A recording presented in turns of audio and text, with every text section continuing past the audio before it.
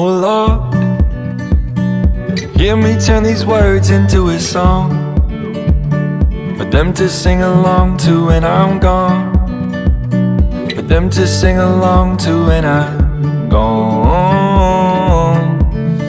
Oh Lord,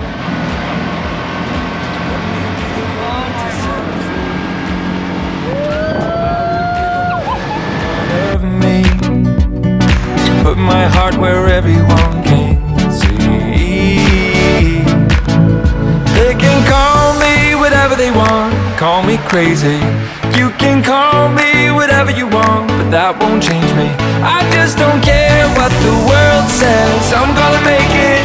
They can call me whatever they want, so what if I am crazy, crazy?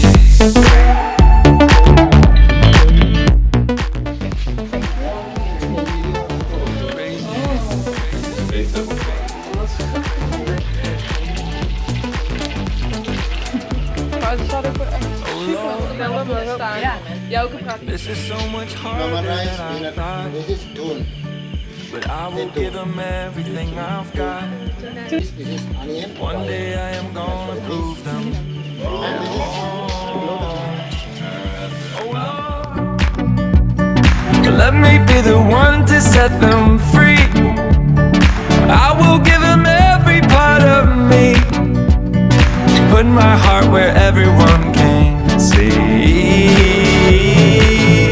They can call me whatever they want, call me crazy. You can call me whatever you want, but that won't change me. I just don't care what the world says, I'm gonna make it. Waarom? Waarom is het kut?